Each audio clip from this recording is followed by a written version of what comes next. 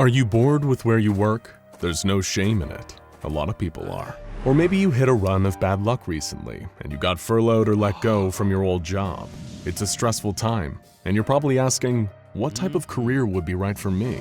Maybe you want some excitement, like chasing down escaped monsters from high-security containment facilities. Maybe you want something a little more intellectually engaging, like joining some of the world's finest minds in finding the answers to mysterious ancient secrets. Or maybe you're the ambitious type, someone with plenty of #hustle. Perhaps nothing would satisfy you more than climbing to the very top of the corporate ladder, into a position that would make you one of the most powerful human beings on the planet.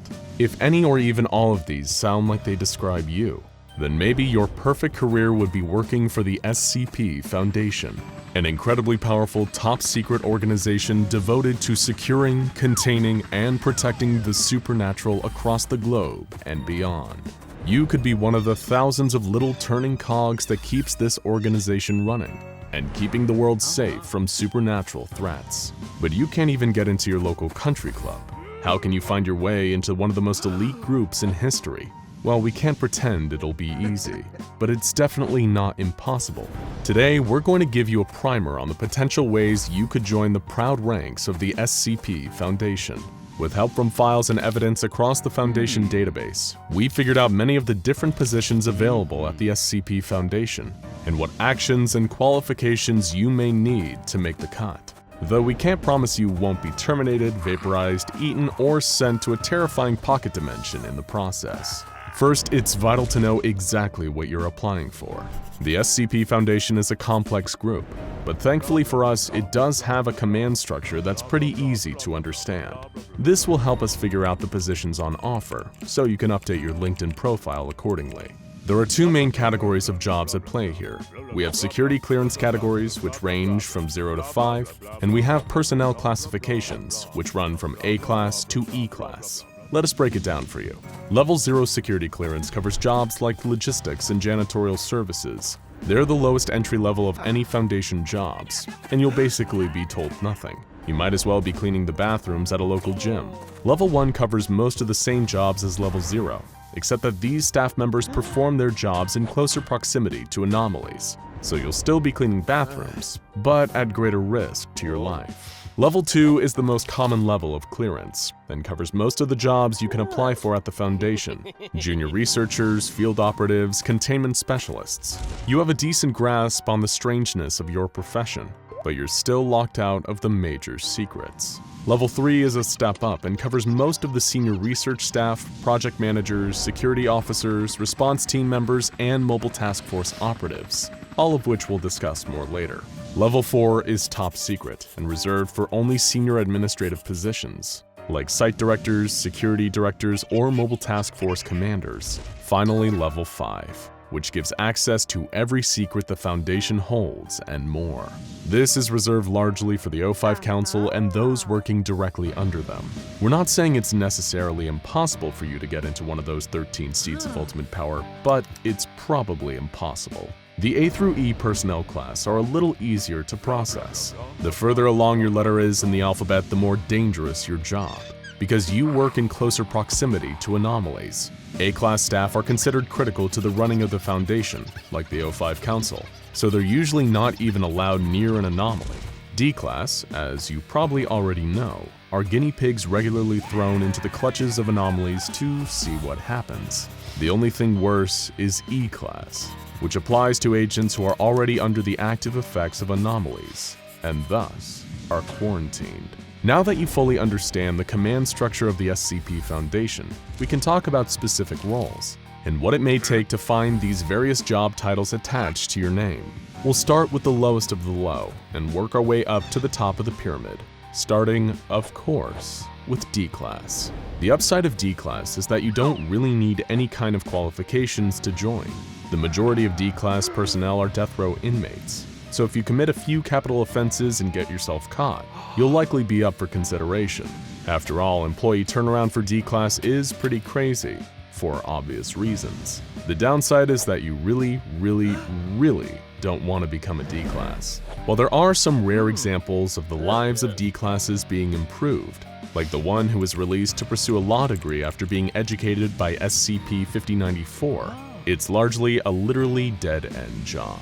But let's say you're a little luckier than that, and the job you seek, while still dangerous, will at least get you a decent pension and dental coverage. We're talking about the day-to-day bread-and-butter jobs that keep the whole Foundation running: site staff. If you're working on site at any of the hundreds or even thousands of secure areas the Foundation maintains across the globe, you have 4 different possible career paths: containment specialist, researcher, security officer, and tactical response officer.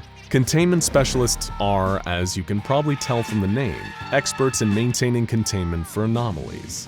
This career path forks into 2 possible branches. In the more active of the 2 branches, containment specialists enter zones of active anomalous activity and contain the anomaly for transport back to the nearest operational site. To join this career path, you'd likely be expected to come from a military background due to the risky and tactical nature of the job.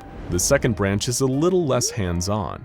These are the actual engineers and technicians who work with researchers to devise the containment procedures for the various SCPs. For this role, you'll not only need to likely understand physics and engineering at an expert level, you'll also need an extraordinarily creative mind. You'll need to think outside of the box to keep the anomalies in the box. A recurring theme you'll find when it comes to Foundation jobs is that you don't seek out the Foundation for a job. If you're the right person and show potential, they'll find you. Researchers are a similar story. These are the best research scientists in the world, scouted by the Foundation to assist the cause. If you're someone with a true passion for science, with topics including but not limited to biology, physics, chemistry, botany, and xenobiology, and you're willing to put in the work to reach the very top of your field, the Foundation may just come knocking at your door. Much like a lot of prestigious universities, the Foundation also sometimes considers legacy candidates. The famous Dr. Bright, for example, became a member of the Foundation's research corps because his mother and father worked for the Foundation, and it didn't hurt that several of his siblings were anomalous too. Next, security officers, more informally known as guards. This job is worth applying for the paycheck alone, as there's likely some good hazard pay attached to it. Most security officers perform physical guard duties and are recruited from law enforcement, the corrections industry, and the military. However, the other half of the security officers work in information security, and as a result, are chosen for their IT prowess and their background in the intelligence community. And finally, as far as site staff are concerned, we have tactical response officers. Don't expect to get this job if your background is civilian though, since these special operatives are the first line of defense between Foundation sites and external threats, from anomalous attackers to hostile groups of interest trying to infiltrate. If you want this job, you'll really need to put in the hours, days, months, and years rising through the ranks in the military. If you do get the job though, you'll likely be stationed at one of the larger and more important sites to remain on constant guard for any potential threats. But let's say you don't want to work on a containment site. Maybe you want to travel, see the world, get a little excitement. Thankfully, there are 2 different career paths that allow you to do just that: field agents and the mobile task force members. The field agent position is one of the more accessible in the Foundation, largely because of the fact that there are so many ways in. If you're an exceptionally observant and discreet person, this job is probably for you, seeing as it's essentially being a spy for the Foundation. You may be offered the job if you work in law enforcement, the government, or any kind of emergency service. These undercover agents also infiltrate groups of interest or secret societies the Foundation wishes to keep an eye on, like the Serpent's Hand or the Children of the Scarlet King. If you're in any of these positions or already work as a field agent for the mainstream intelligence community, becoming a Foundation field agent may just be your calling. Mobile task forces are a little more extreme. They're made up of elite operatives drawn from all over the Foundation, often with a heavy emphasis on military experience. The more specialized you are, the more likely you are to land a spot on one of these teams. Are you an expert in explosives? Try for MTF Epsilon 9, the Fire Eaters. Are you an expert in epidemiology and biohazard containment? Join MTF Beta 7, dubbed the Maz Hatters. Are you a benevolent anomaly aligned with the interests of the Foundation? MTF Alpha 9, aka Last Hope, is just for you. The Foundation sometimes even recruits ex-members of enemy groups of interests into MTFs on occasion. Of course, despite there being plenty of ways into this profession, none of them are easy, and the job carries huge risks due to how often MTFs see combat. What if you've always wanted to be more of a leader than a follower though?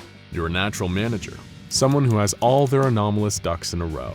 Perhaps you're eyeing the role of site director, the one who all other department heads on site report directly to. How do you get your foot in the door? It's simple. Site directors start off working some other job for the Foundation, like researcher or security officer, and simply climb through the ranks until they reach the most senior position in the site where they work. Oftentimes, site directors were previously very committed researchers, like Dr. Bright or Dr. Gears. And finally, the biggest question of all. How does one become a member of the legendary O5 Council? Due to the extremely mysterious nature of the council, this one is hard to say. Exact information about each member and their past is shrouded in secrecy, but it stands to reason that any new members are elected in by a majority of the pre-existing council members on the board. Like Dr. Bright's father, Adam Bright, it is theoretically possible to work your butt off and get into the O5 Council through decades of pure grit. But you're probably wasting your time. The council works in mysterious ways, after all. If we've learned anything today, it's that any job actually worth having at the SCP Foundation isn't gotten easily. But hey, considering the SCP Foundation has its shadowy fingers in every pie, and its thousands of factions worldwide are masked by just as many public-facing front businesses, for all you know, you might be working for the Foundation already. Now go watch SCP-5545 Mysterious Tunnels in Antarctica Abnormality and SCP-5000-Y, the full story compilation, to unlock more secrets from the world of the SCP Foundation.